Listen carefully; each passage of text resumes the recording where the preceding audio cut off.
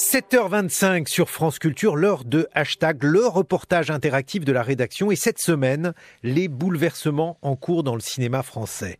La cérémonie des Césars va se tenir dans une semaine. Nul ne doute que les discours n'épargneront pas la gouvernance de la célèbre Académie. Une semaine après la démission de ses 47 membres, après le choc, un nouveau chapitre s'ouvre pour le cinéma français. La parité et la transparence devraient s'inviter au sommet des festivals et commissions, mais le défi de la diversité se joue sur les tournages et dans les sociétés de production. Bonjour Pauline Renoir. Bonjour. Vous avez recueilli les témoignages d'hommes et de femmes qui veulent moderniser le cinéma. Des réalisateurs, des productrices, des agents, ils veulent dire adieu au vieux monde du cinéma français. J'ai rencontré Gaëlle Bessière, la fondatrice d'une société de production parisienne. Elle a signé la tribune des membres des Césars qui a fait démissionner à Interzion.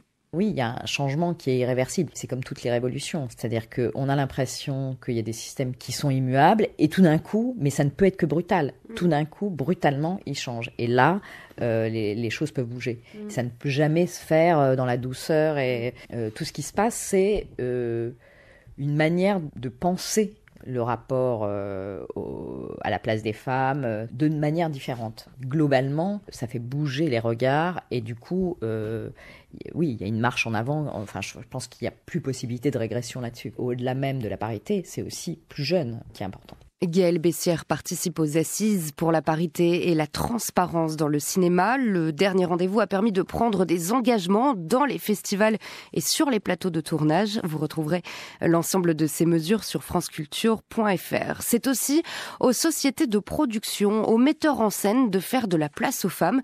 Niels Raoult est un scénariste engagé pour qu'on confie plus de budget aux réalisatrices. Le film que j'ai coécrit avec une réalisatrice, donc une femme, c'est édifiant en fait de l'écouter parler de ses expériences et de voir que une femme sur un plateau, a fortiori une femme réalisatrice, le jour où un truc lui va pas, le jour là où elle fait chier parce que ça rentre pas, parce que ça joue pas bien, parce que il y a des problèmes, etc.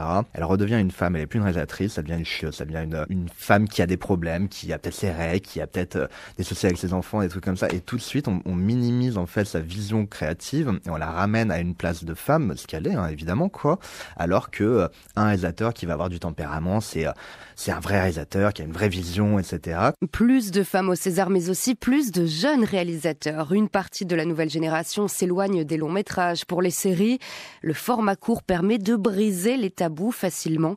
David Oureg a réalisé Scam France, une série sur des lycéens en 2020. On pouvait penser que la question de l'identité sexuelle et de l'homosexualité, comme c'est le cas dans la saison 3, était un sujet plus simple à aborder de nos jours. On s'est vite rendu compte que c'était pas le cas. On a reçu des centaines de milliers de messages de jeunes nous disant, écoutez, j'ai vu la séquence où Lucas fait son coming out et je suis descendu voir mes parents et je leur ai fait le mien dans l'instant. Énormément de témoignages extrêmement bouleversants sur la saison 4 qui parlait donc de la foi et plus spécifiquement la religion musulmane. Beaucoup nous ont remercié de montrer une image plus juste, plus humaine, plus vraie de ces milliers de familles musulmanes qui vivent tout à fait normalement et pas de les montrer éclairés au néon, conspirant contre la société actuelle. Et vous retrouverez sur notre site des extraits de la série Scam, réalisée donc par David Oureg que vous venez d'entendre, et les témoignages en longueur de son réalisateur. Ceux qui défendent un cinéma moderne ont l'espoir de voir des changements arriver très vite. Grâce au public, les films audacieux sont de mieux en mieux accueillis. La preuve avec Portrait de la jeune fille en feu de Céline Sciamma.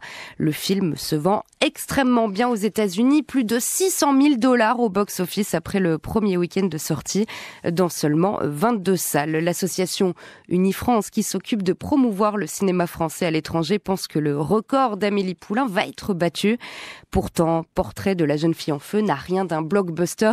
Le film raconte l'histoire d'une jeune femme qui refuse de se marier et d'une peintre femme au XVIIIe siècle qui tente de saisir son regard.